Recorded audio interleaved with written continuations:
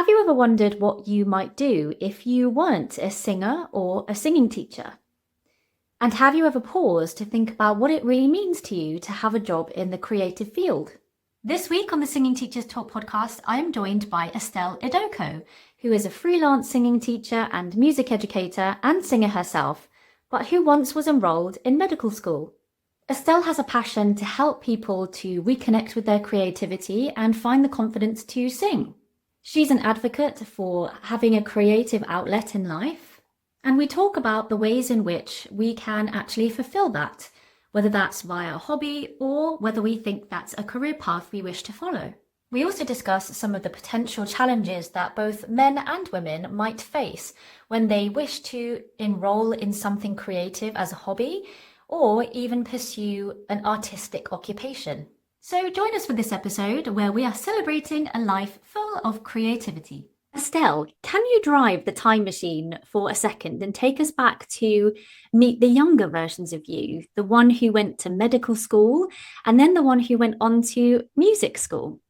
Yeah, of course. The younger version of me is very similar to the current version of me in that she loved theater, loved singing, loved all things performing arts and creativity, fashion. But I was a little bit less clear. I would say, as you're getting older and you're kind of uncovering who you're going to be, what your life is going to look like, that's when you start to get this level of clarity and it takes time. And what I didn't realize when I was younger is that you don't really have, the way that our like education is set up, you don't really have that time to establish clarity on who you are and who you want to be as much. You kind of just got to go for whatever is available. And so for me, I grew up really loving the arts. Like my parents would put me in like dance class and all the things, all the choirs. And yet I had this understanding that the medical field, the healthcare field, certain fields were going to be more feasible for a career. And so the arts would have to be put to the side, would have to be put aside for a hobby, would have to be put aside for later in life. And that's where that like confusion came in of like, oh, I won't really love this thing. I love the arts. I love singing. I love performing. And there wasn't clarity on how to make that into something I could pursue as a career and be intentional about with building a life that is creative. And so I just went with what seemed the clearest path, which is medicine. Like healthcare seemed like a clear path, especially in the West and in the US. Like it's a very clear, you know exactly what to do next, you know exactly what to do next. And there's also this other piece of me that really wanted to help people. I really want to serve people. I really want to empower people. I'm a people person. I love people. And so I wanted to help. I didn't know how to help in the arts. And so that lack of clarity of like how I could build this into a career and how I could help people with a creative career kind of led me to like, okay, I'm going to go to where there's a clear path and I know a clear path to a career. And I know that I can help people in this career. And that's where I got into like, okay, medical school. My parents are in healthcare.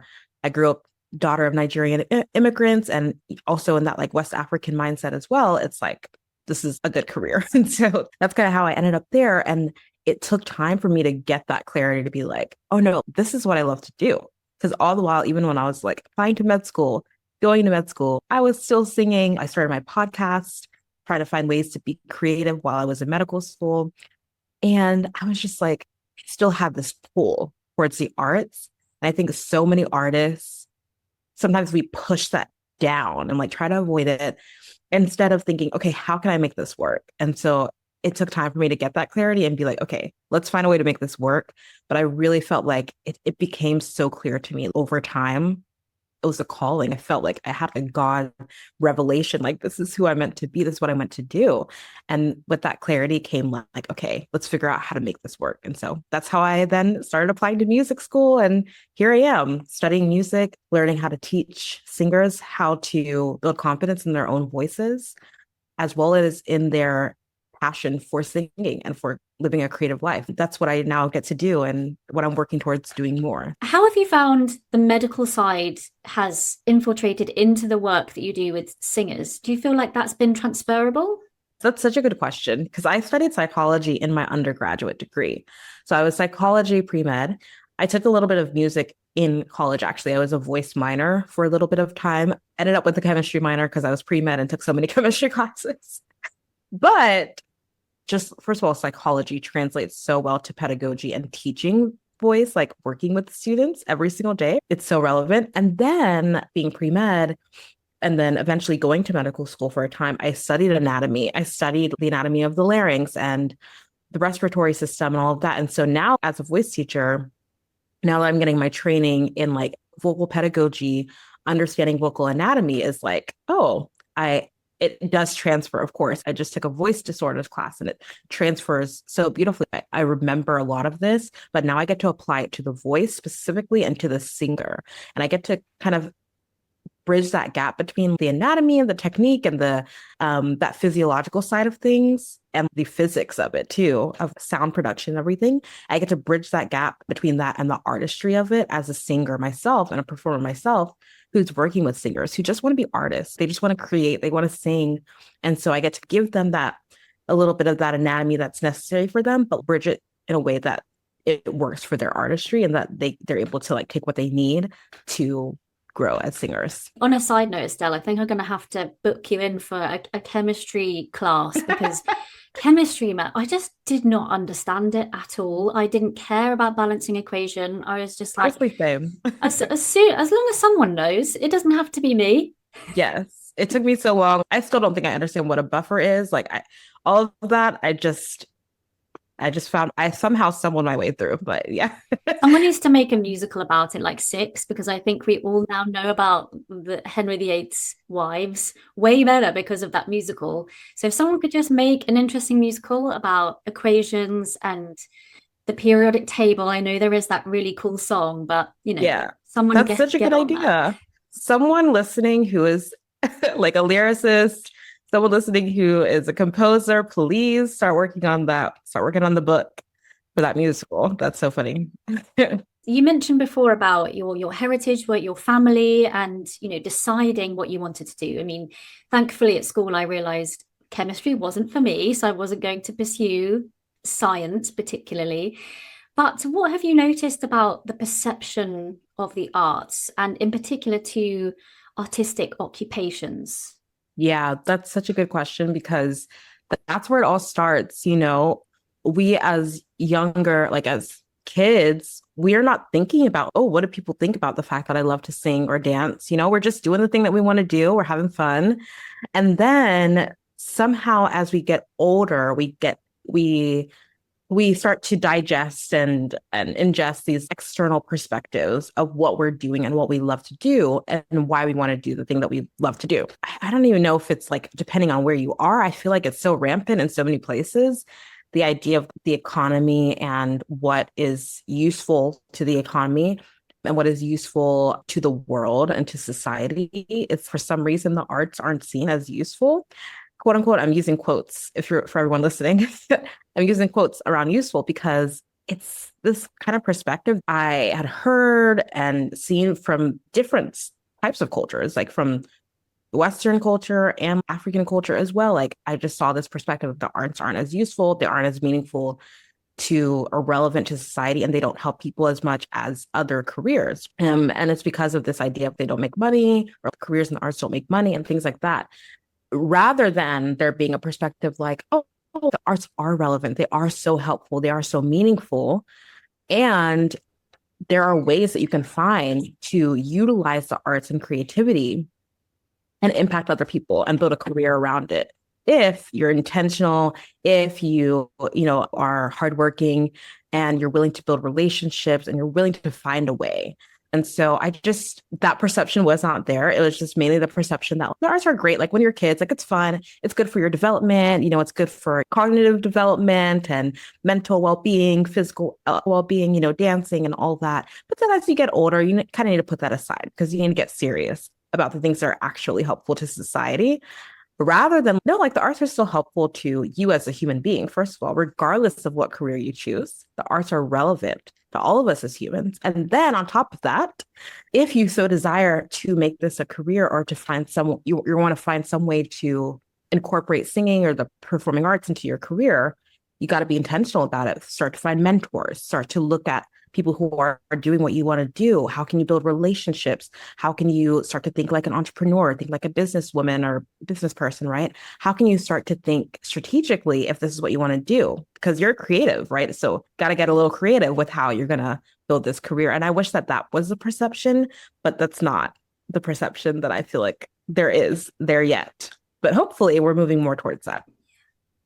You recently had author Amie McNee on your lovely podcast. Amie McNee from Inspired to Write. It's coming up to about a year since my obsession with her started. So happy anniversary to that.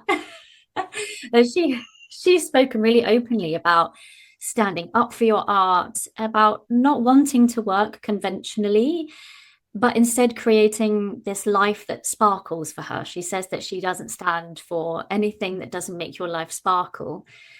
What do you think has contributed to society tending to not take arts jobs as seriously, or as you say, when you get into adulthood, encouraging us to put it to the side?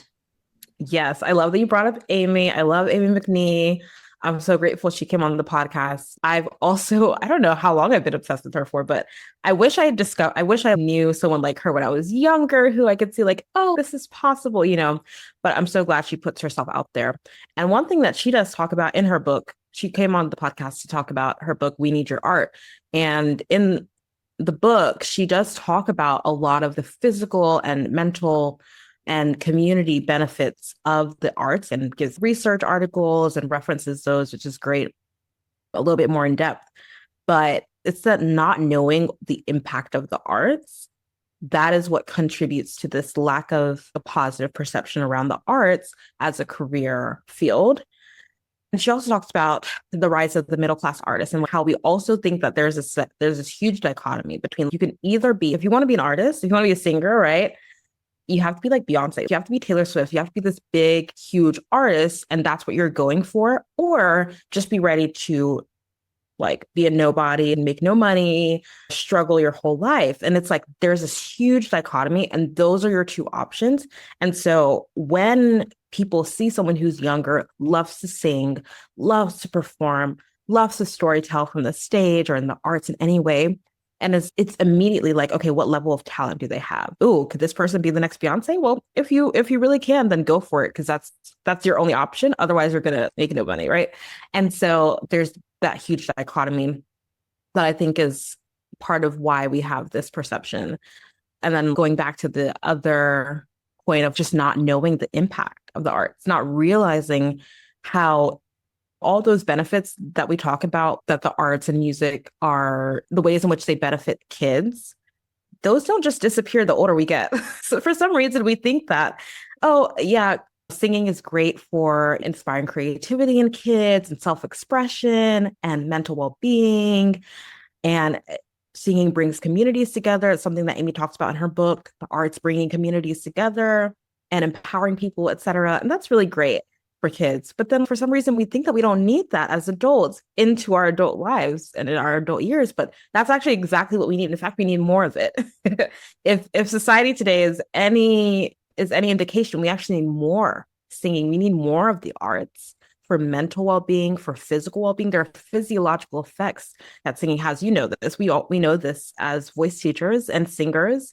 We experience this, right? Whenever we sing along to one of our favorite songs, there's something that happens in our bodies. We know this, and yet we don't take it seriously enough, and we don't realize the impact of it. It's so weird, isn't it? Because we then walk into our houses or somewhere and we have paintings on the walls, or we have a design on the bedspread, or we have particular cushions that somebody has designed, or we put the music on, or we watch Netflix, or we go and read a book. And this is all how art is infiltrated into our lives, but it's just there as like a given. Yeah. We don't see the stuff that's happening behind the scenes in order for that to be in your life. It's almost like it appears. If we could see a little bit more of that, like I really like Amie's YouTube channel where she was putting up some buddy sessions where you could work alongside her, and you can really see the editing process, the back and forth that she has with her partner as they're writing their book together. We don't really see people putting their lessons up as much, or we don't see Beyonce having a crappy day. We don't see the routines that they have. And I think maybe that would be a little bit more helpful to see what actually goes into the arts. Yeah, I think that's such a good point because, you know, with like other fields, and I think it's goes back to that clear path. Like with other fields, you know, like how hard med students have to work to go through med school. It's talked about so much, how hard people work to get like an MBA or rise up in their corporate careers. It's more talked about sometimes, maybe, versus in the arts, it's oftentimes we just kind of like keep it to ourselves, maybe because we're afraid of, maybe because it's so vulnerable to put yourself out there as an artist, of just trying. I think being seen trying to do the thing of like becoming a great singer, becoming a great artist, it's hard because even for me, like I post a lot on social media. That's one of the ways that I perform, intentionally put myself out there because I want to keep putting myself out there, even though it's hard. It's so hard to sometimes post some videos because I'm like, it's not my best work, but I'm like showing that I'm still in process. But because singing is so vulnerable and the arts are so vulnerable because it's your self-expression a lot of the times, right? It's a direct expression of how you're feeling or whatever. You want it to sound perfect because people do have high standards, right? Of like what is talent and what they think is good singing, especially in this world where we listen to so much auto-tune music and so much recorded music, et cetera, that's heavily edited, which is fine. But we have this like perspective that there's perfect singing. And so because of that, it's hard to show that behind the scenes. It's hard to show that process because it's very vulnerable. I think that's part of why. But I hadn't thought about that very much. So I'm glad you brought that up. And also, what is the deal with this? Oh, well, that can be for fun. What your 9 to 5 is meant to be boring and lifeless? What is that about? Thank you. Thank you. Someone had to say it. Thank you, Alexa. What is that about? Why should we spend the majority of our lives, right? This is the majority, more than we spend with our families, 8 hours a day, typically, depending on even if you work overtime, right? The drive time, the commuting time. Think about all the hours that you're spending every single day of the week, at least Monday to Friday, some people Saturday too. Of course, you need to provide for your family, you need to provide for your home, and that's important. And maybe there's a time, but forever, for the next like 30 years, 50 years, or however many years that you're going to be working, I don't know. Why would you not at least try to pursue some way that you can find that joy, find that spark? Like you said, like Amie talks about a life that sparkles. Why not try to find some way to incorporate that into your career? Because then you have even more of a passion to do the work and to be of service to the world and to use your gifts, not to waste them, not to set them to the side or to save them for retirement, but to incorporate them into the work that you do every single day so that you feel driven every single day. I agree with you. Why not try? Why not at least see what's possible for yourself when it comes to an artistic career? On the other side of the coin, how do we know if this is a career that we should be pursuing versus whether it's going to better serve us as the hobby, as the something we go and do like choir on a Thursday evening or get involved in some like Amdram? Does it matter what it is? I think that's a great question because that's amazing too. Any way that the arts or singing that can be incorporated into your life, that's also so meaningful. And if you do realize that you have a set of gifts and skills and talents in another area that you want to make your career, do that. I think the clarity is important. Just be clear on who are you? What do you want out of life? What do you want out of your career? And if you have another set of skills and talents that you want to build into a career, that's amazing.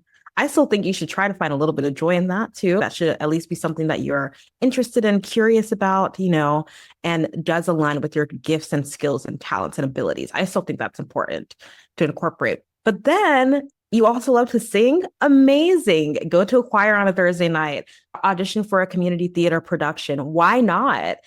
Still incorporate music into your life, sing on your way to work, have fun with singing and enjoy it on the side. The idea is to not downplay singing as a relevant aspect of our lives, whether it's in the career that you want to pursue or just in your life, not downplaying it as still relevant to you. It's still relevant regardless of how it fits into your life. Your work as a voice teacher, you aim a lot of that at female singers. So why women in particular? Yay, good question. So this last year, I just started freelance voice teaching full time the last 2 semesters. I think in semesters now because working with students and, being a student myself, studying music. So in that time, I've been working with freelance with studios, and I've been working with a lot of like younger kids and teenagers, preteens as well. But in my private studio, I actually mainly focus on beginner adults the last couple of years, kind of teaching sporadically as I was trying to get into music school. And so I was really focused on adults, mainly beginner level singers, kind of people who are coming back to singing in their 20s and 30s and wanted to get back to the arts. And so that was kind of my focus. And it wasn't necessarily women. But then this last year of teaching in these schools and studios, a lot of my students are younger women, younger girls.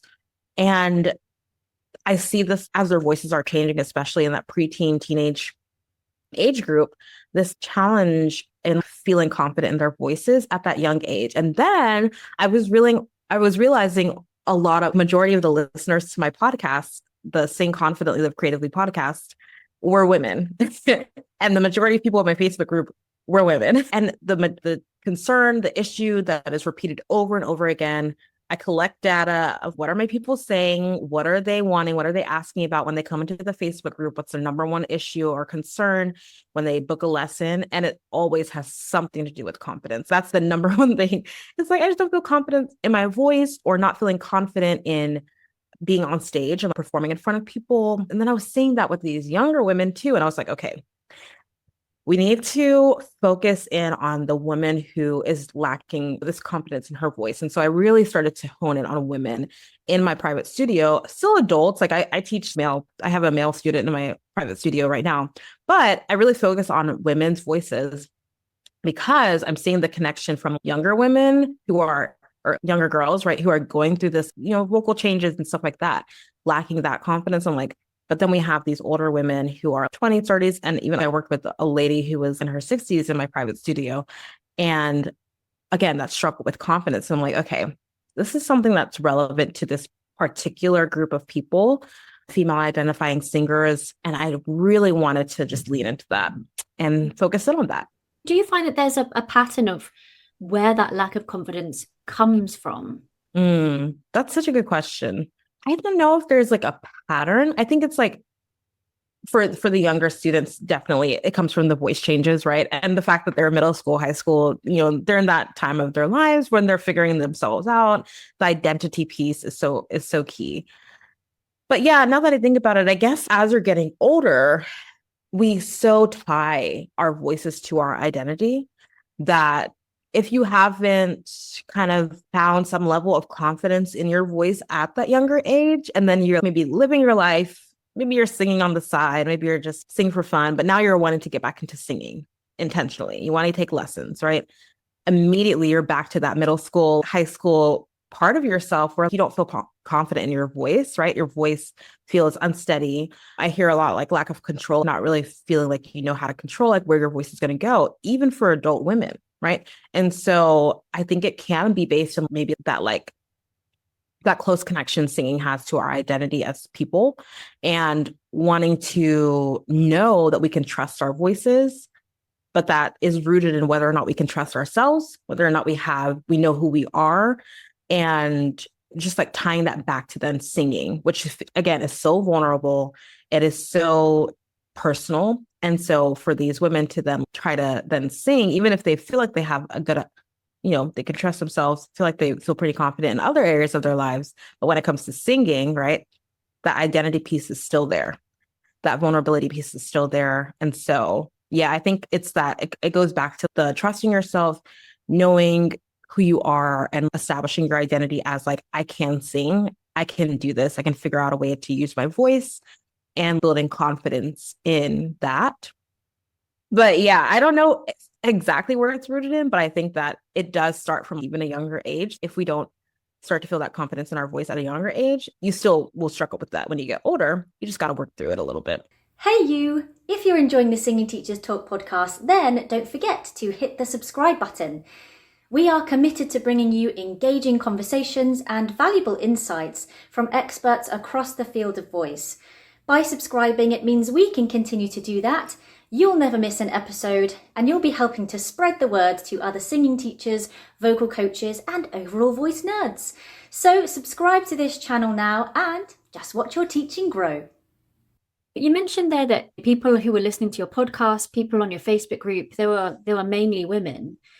So where are all the men at? I was reading in Geneva Williams's first edition of her book about the male vocal change and how it's really important that we keep encouraging boys to sing. And speaking with Rachel Lyons about choirs, she was like, "We're always low on men." And being in musical theatre institutions, it's quite oversaturated anyway. But definitely with women, there are a lot more female performers coming through than there are males. So is that because they too are lacking the confidence even to get into the Facebook group? I think that's a great question because I've also read like some of the articles around choirs and retention of male singers or male identifying singers from elementary school versus middle school, which is that's what we say in the US. I know that it's like primary school versus secondary school in the UK, but so the elementary school is like the youngest kids, and then the middle school, I think it's like, is that where there's a dramatic decrease? And then definitely a decrease in high school too, right?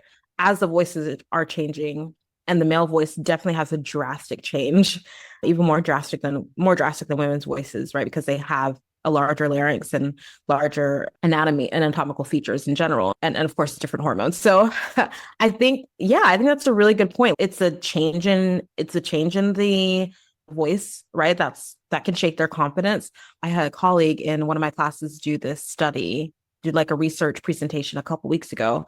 He was actually exploring this in choirs, male singers in choirs, actually. He did just a survey with his students that he teaches, I believe around middle school, high school. And they talked about like the different extracurricular activities that they associated with boys versus with girls. And what he heard over and over again was that like the ones associated with boys always had to do with sports and never had anything to do with singing or choir or anything like that. And he's like a music teacher. So, it was relevant to him to ask these students about that. And then he realized that it was this idea of like perception of men. If you're like a real man, you won't like sing or you won't do anything artsy because that's like for the girls. So I think it's that societal expectation as well as the fact that the voices are changing and they don't know necessarily where they fit in choirs as well. So I think some sort of combination of those two things might be exactly what it is. I think that's really a good question. And also, when you think about men, like they're thought to be the providers for the family, typically in most societies. And so, with that in mind, again, going back to the career path, if they're going to be singing seriously, is this going to be something that they're going to build into a career? If not, right, how can they be breadwinners? So that's another thing to think about too, I think, in regards to whether they're going to keep singing the rest of their lives, which is, yeah, it's kind of sad to think about, actually. I'm really glad you brought that up. We need you. We need you. We do. We need men in choirs, please. We need some bass. We need some baritones and tenors, barotenors, all the things. Can you tell us about your coaching framework, that know, practice, express, improve? Yeah.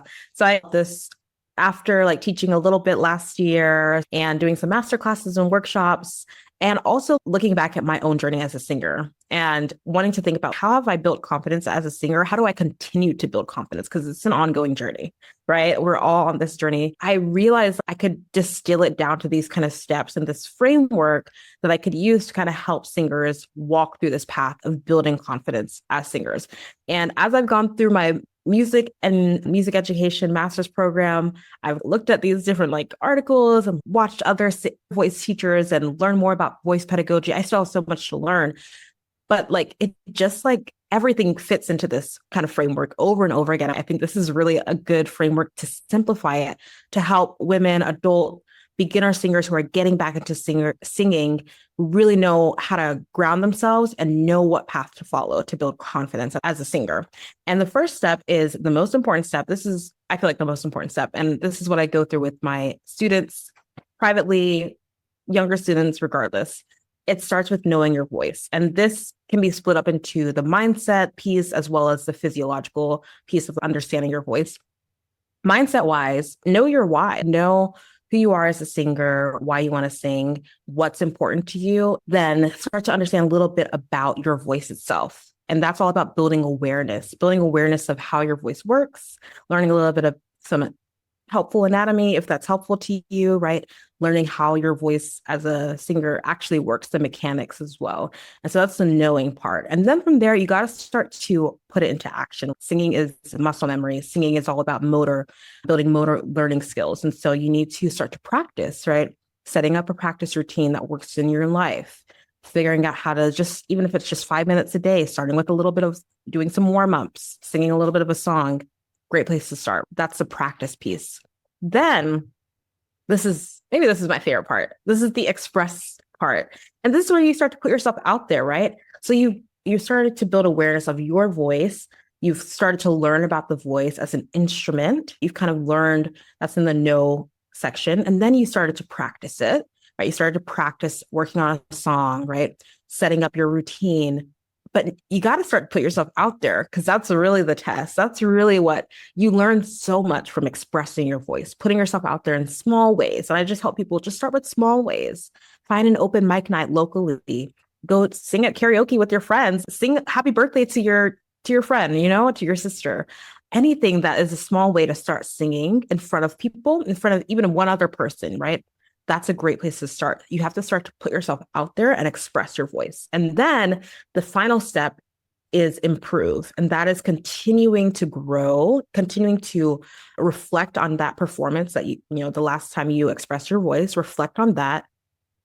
And first of all, think about what did I love about that? What did I love about what I did? And then where can I adjust? Where can I continue to grow? And this is what I call in this section, kind critiquing, which is where you kindly critique yourself and you give yourself feedback of, oh, I think I did this really well. Oh, I can work on this particular thing. Now, what do? You just start all over again. You start to build awareness of that aspect of your voice. Maybe you're having a hard time with mixing in your second passaggio, right? Okay, great. You started to figure that out. You're going to start working on improving that. How are we going to do that? You go back to building awareness. Okay, how is my voice working in that part of my voice, right? Oh, I need to start working on coordinating my head voice and my chest voice. I need to work on coordination in that area. Maybe I need to work on vowel modification. Okay, I'm going to practice that now. I'm going to start to practice. Okay, I'm going to start to put myself out there again and let me test it out, see how I do in front of a crowd.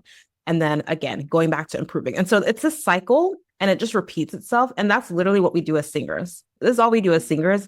And the words know, practice, express, and improve just happen to be a nice kind of framework to help myself guide myself as a singer, to know where I am on any given day. Okay, I'm in my practice step right now, or oh, right now I'm really kind of improving. I need to reflect on this performance I just had. And so it kind of helps me to have a framework for myself as a singer. And it also gives me a framework for how I work with students. So I kind of know, okay, where are they right now? They need to be setting up their practice time. They're not really practicing. So even though they've kind of started building awareness of their voice in lessons, let's start working on them getting their own practice time outside of lessons, right? So that's how I know where they are. Or, okay, they have an audition coming up. They're practicing, but we also need to prep them for expressing their voice. We need to start to do some performance skill development in lessons, or we're prepping their audition, which means I'm walking them through, okay, how are you going to walk into the room? How are you going to slate? How are you going to then tell the pianist how to, tap out the time for them, or sing out the time for them, or sing out the tempo that you want the song at. And okay, start to perform the song as if you're in the audition. And then we're doing performance skill development because they're in that expressing your voice section. So that kind of helps me. And this whole process is how we build confidence as singers, because it's that over and over again, doing the work, knowing your voice, practicing it, putting yourself out there, getting feedback from other people from yourself as you improve. And it's that process that builds confidence as singers. I really believe it. I've seen it in my life. And every time I read about performance anxiety or anything like that, I'm like, okay, this still fits into this framework. So I'm really excited to keep reading and studying more about the voice, but I see that it keeps fitting into this framework over and over again. This is what I needed back in school. Yeah, we need a framework. We need a guide. A little bit of structure is helpful. Yeah, for sure. In the beginning, you took us back to you considering what you wanted to do with your life and your career, heading off to medical school. And now we're speaking to you as this music teacher, as this singer, this singing teacher who is studying music and building out this career for yourself. So can you tell us what a typical week looks like for you as this professional performer and singing teacher? Yeah, great question. So it kind of varies, right? As a freelance voice teacher, there's a lot of variability, but having been in classes this semester, it typically looked like um in the morning times doing some admin work, emails and stuff like that, setting up for the class, maybe the lessons that I would need to teach later that week, or prepping for a class that I taught. Like I was teaching music makers, younger kids class, and things like that, and music directing a little bit as well. So the mornings was like mainly admin for freelance teaching or music directing work. So prepping some of that material, as well as like admin for my studio. So like emails and podcast episodes. So I have specific things that I do every single day, every morning. So I kind of know what block I'm in. But that's when I get into the workday. But before that, I do try to do my morning time, my Bible study, my reflection time, and voice practice as much as I can, singing a little bit and maybe prepping for an audition or anything like that that would have to do with performing. And it's after that that I go into that work block of admin work and things like that. And then in the afternoon, it's pretty much teaching or school. So I would have my classes in the afternoon, evening, and maybe some lessons before then or after then that I would teach virtually.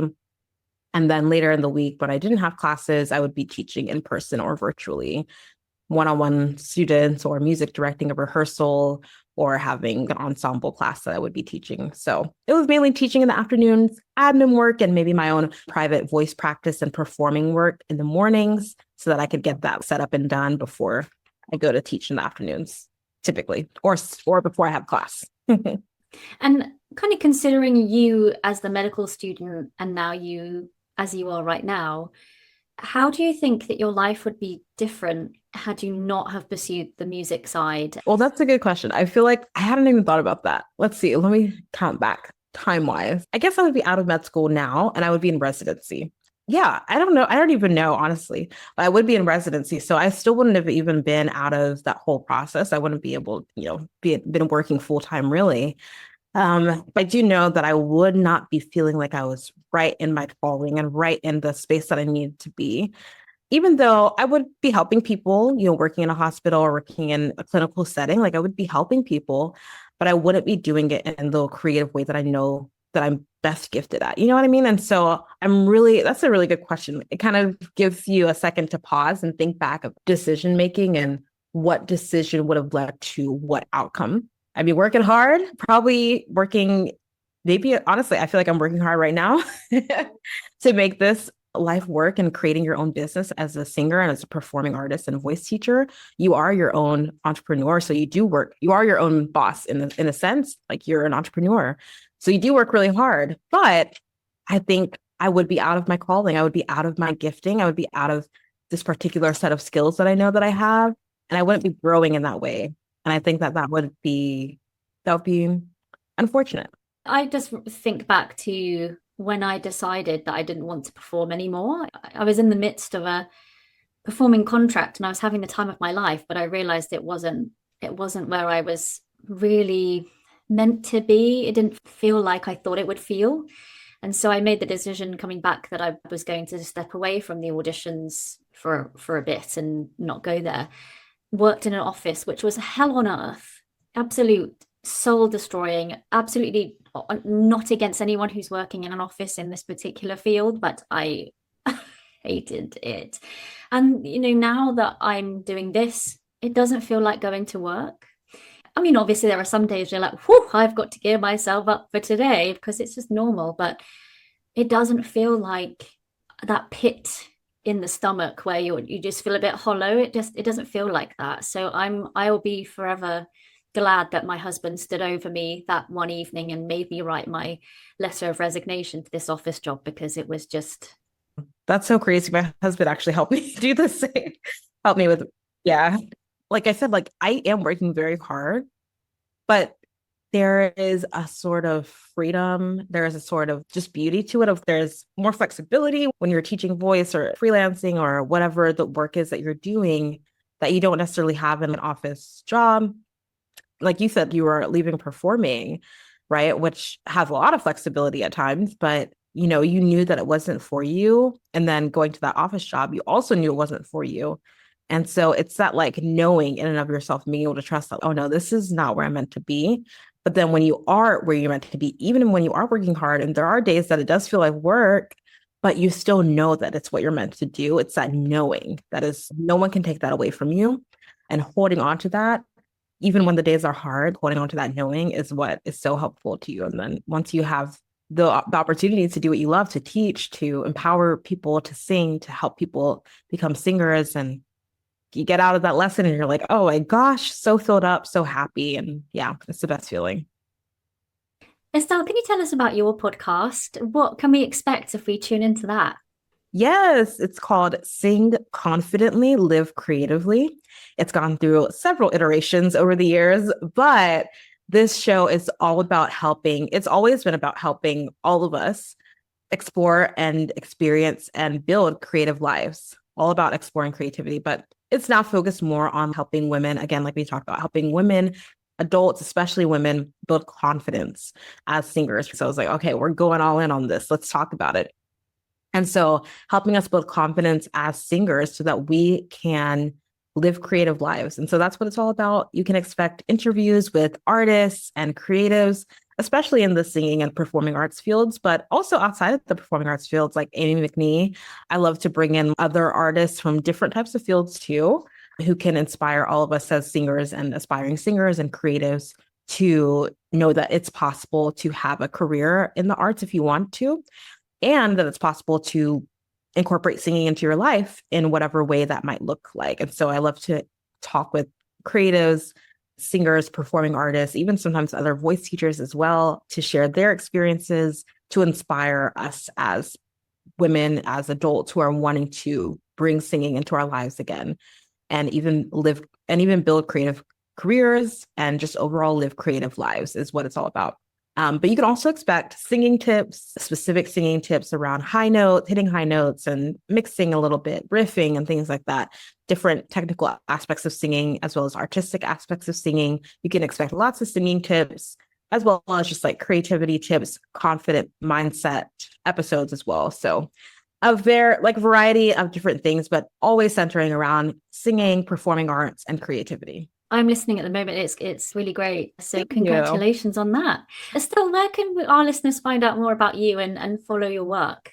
Yeah, you can go to anywhere you listen to podcasts and hang out with me on my podcast, Sing Confidently, Live Creatively. That's where I am twice a week. But if you'd like to connect with me personally, you can also go to my Instagram at Creatively by Estelle, as well as my Facebook group, Singing Tips and Technique for Women.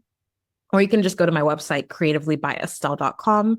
And that's where everything is. You can go check out voice lessons. You can check out my community page, creativelybyestelle.com/community.